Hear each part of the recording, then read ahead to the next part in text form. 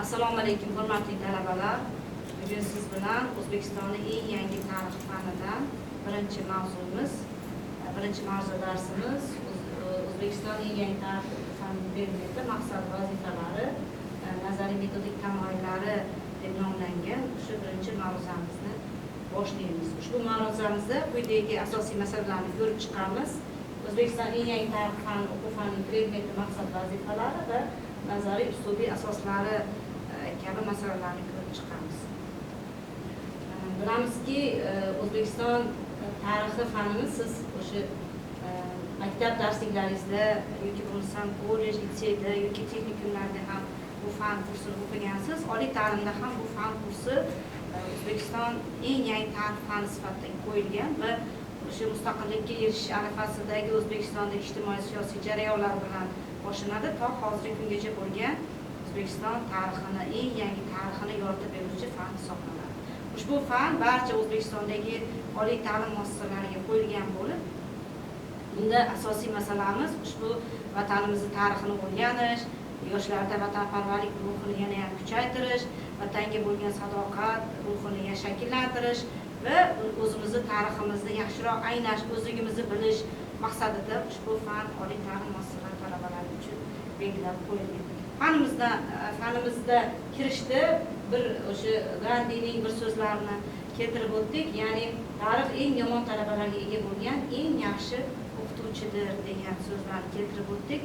Tarix, bilasiz, dunyoda 250 dan ortiq mustaqil davlatlar faoliyat olib borayotgan bo'lsa, barcha davlatlar o'zini tarixini o'qiydi. Bundan ko'zlangan maqsad o'sha fan tarixini bilish, o'zligini anglash, o'zligini tushunib yetish, vatanparvarlik ruhini shakllantirish va o'sha davlatiga nisbatan mehr-muhabbatini uyg'otish asosiy maqsad qilib qo'yilgan. Xususan, O'zbekiston eng yangi tarixi fanida ham. Va bu fan, bilamiz, O'zbekiston Sovet Rossiyasidan alohida davlat bo'lib mustaqillikka erishganidan so'ng davlatimizda butkul siyosiy jarayonlar, ijtimoiy jarayonlar, ma'naviy ma'rifiy jarayonlar, fan, ta'lim, ma'rifatga bo'lgan munosabat butkul o'zgardi. Ya'ni biz alohida davlat sifatida dunyo hamjamiyatiga ko'rinar ekanmiz, o'zligimizni anglashni birinchi maqsad qilib belgiladik. Ya'ni tariximizni, ajdodlarimiz bergan merosini va eng muhimi o'sha o'zimizga xos bo'lgan xususiyatlarimizni qayta o'rganishni boshladik. Xususan O'zbekiston tarixini ham. Bilasiz, Sovet Rossiyasi davrida O'zbekiston tarix fanlari o'qitilmadi. Tarix faniga nisbatan munosabat butkul boshqacha edi va mafkura ustun bo'lardi. Sovet mafkurasi o'zbek xalqini vatanparvarlik ruhida tarbiyalamaslik va ularni yurtda o'sha ozodlik uchun harakatlik bo'lmasligi uchun barcha qo'ldan kelgan barcha ishlarni, barcha o'sha qabiq ishlarni bajarardi. Va O'zbekiston mustaqillikka erishgandan so'ng endi o'zini taqdirini o'zi belgilash, o'zini yo'lini o'zi tanlash, o'zini modelini o'zi ishlab chiqish va o'z taqdiriga o'zi o'sha munosib vaziyatni belgilashni maqsad qildi. Va birinchi prezidentimiz, O'zbekiston Respublikasining birinchi prezidenti Islom Abdug'aniy Karimov ta'biri bilan aytganda, endi biz tariximizni yangicha, mafkuradan xoli bo'lgan, haqqoniy, aniq dalillar bilan keltirilgan tarixni yozishni boshladi.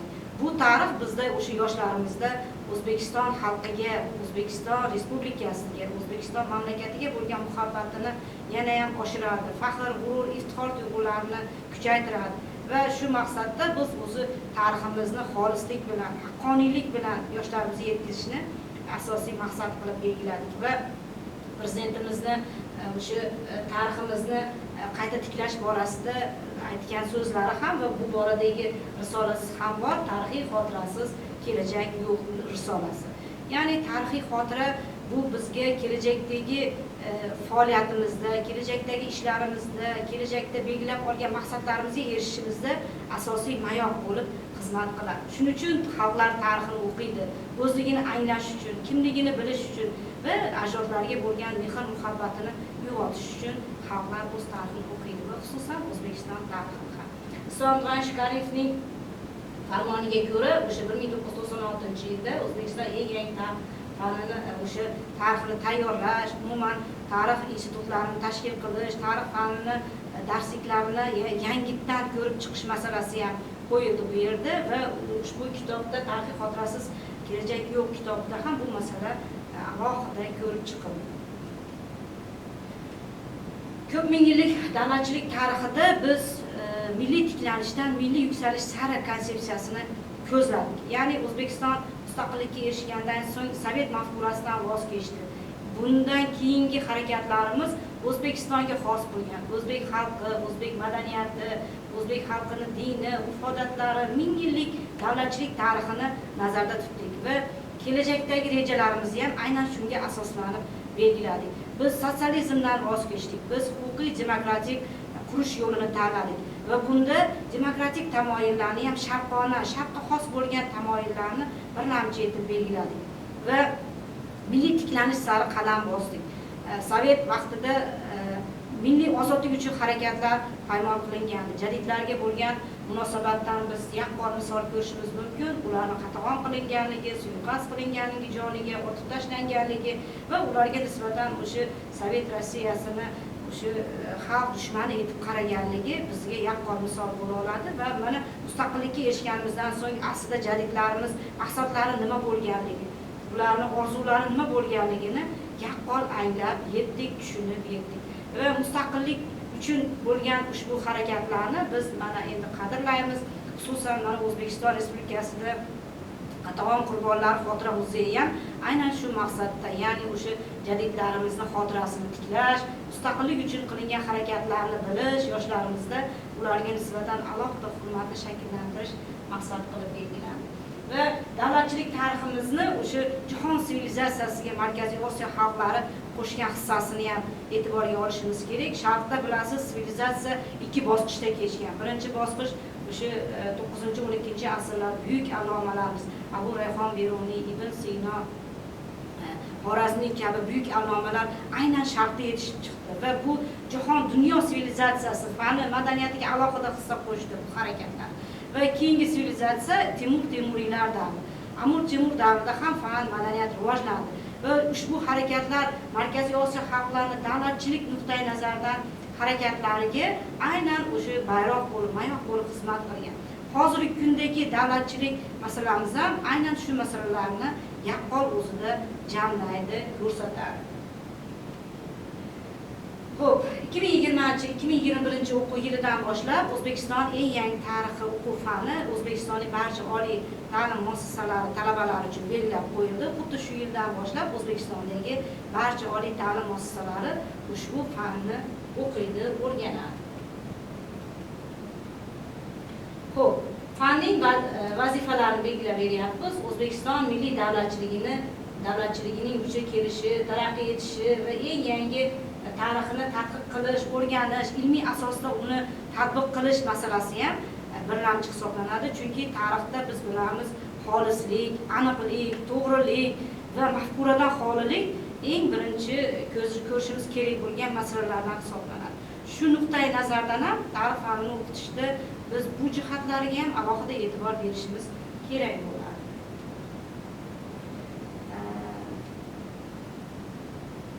Nazariy uslubiy asoslari. Tarix fanida biz bilamiz, xolislik, aniqlik va o'sha siyosiy mafkuradan xolilik bu birlamchi asosiy nazariy uslubiy asos bo'lib xizmat qiladi. Shu nuqtai nazardan ham milliy davlatchiligimizni, O'zbekistonga xos davlatchilik tuzilmalarini ham xolisona yoritish bu bizni asosiy vazifalarimizdan biri sifatida belgilab qo'yilgan.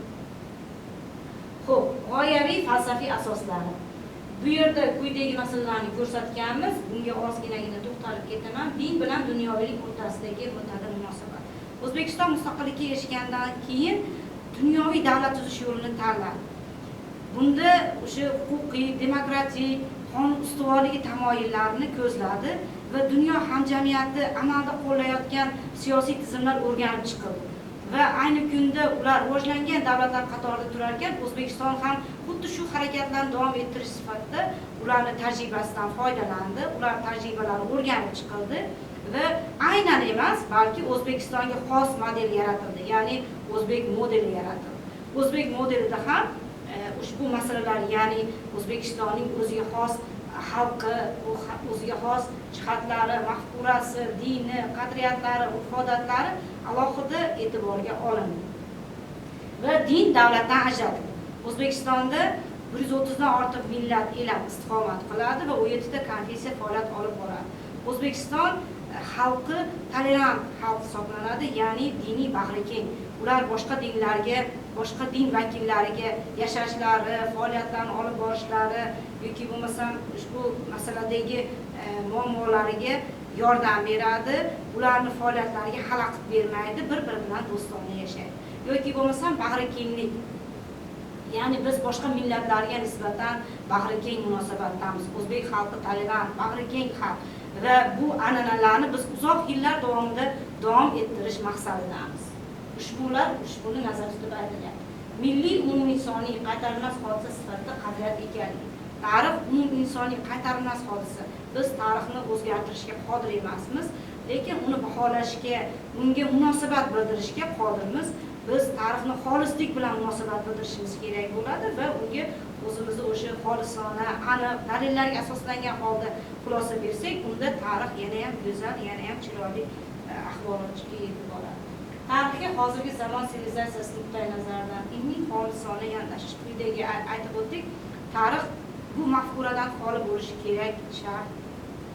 Bunga siyosiy guruhlar aralashishi kerak emas va u xolislik bilan, aniqlik bilan, aniq dalillarga asoslanib bayon etilsa, unda yana ham tarix yana ham go'zal bo'ladi, yana ham aniq bo'ladi va tinglovchiga yana ham yaxshi yetib boradi. Va tarixiy taraqqiyot asosini evolyutsion tadrijiy yo'l, ya'ni islohotchilik tashkil etadi deb bilish kerak. Tarix bu qaytarilmas hodisa bo'libgina qolmasdan, u evolyutsiya, u davom etadi, bir-biri bilan bog'liq jarayon. Ya'ni bir jarayon narigi jarayonga albatta ta'sir ko'rsatadi. Chunki islohotlar natijasida uni albatta natijasi ko'rinadi. Yo ushbu islohot taraqqiyotga, yuksalishga, farovon hayotga yetaklaydi yoki aksiga ham yetaklashi mumkin. Milliy mentalitet nuqtai nazaridan o'zgalar tarixini hurmat ruhida tushunish. Ya'ni o'zbek xalqini tarixi qanchalik buyuk bo'lsa, boshqa xalqlar tarixi ham shunchalik buyuk. Demak, ularning tarixiga o'sha insoniy nuqtai nazardan, tolerantlik, baynalmilliy nuqtai nazardan qarash tarix fanining vazifalaridan biri hisoblanadi. Shuningdek, uslubiy tamoyillari va metodologik usullari. Bu yerdagilarni ham alohida izohlab o'taman. Bu yerda eng birinchi masala ilmiy xolislik, ya'ni obyektivlik nazarda tutilyapti. Tarixda shunday metodikalar borki, u ushbu fanni yana ham tinglovchiga tushuntirib berish, yana ham fanni oydinlashtirish, yana ham metodikasini boshiga xizmat qiladi, xususan ilmiy xolislik ham. Bu metodika boshqa fanlarda ham bor, xususan tarix fanida ilmiy xolislik dalillarga asoslangan holda tarixni biz yetkazib berishda, tarixni muhim dalillarga asosan yetkazib berishimiz kerak bo'ladi. Xususan misol tariqasida Amir Temurning davlatchilik siyosatini olishimiz mumkin. Amir Temur adolatli davlat qura oldi.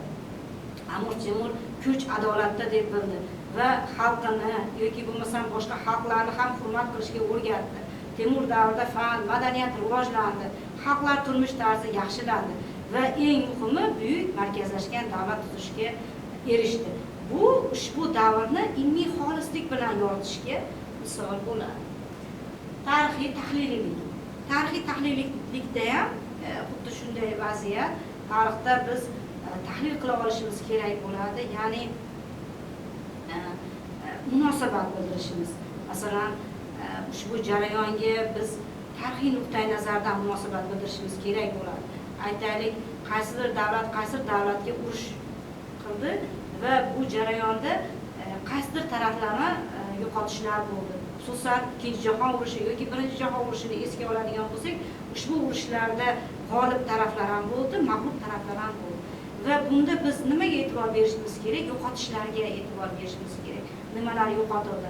Xalqlar turmush tarzi og'ir halokatga keltirildi. Urushlar garchi g'oliblar tomonidan bo'lsa ham, g'oliblar asosiy iqtisodiy foyda ko'rmadi va xalqlarning turmush tarzi yana ham yomonlashdi. Fan, madaniyat orqada qoldi. Bu unga o'sha tarixiy tahliliy nuqtai nazardan misol bo'lib turadi.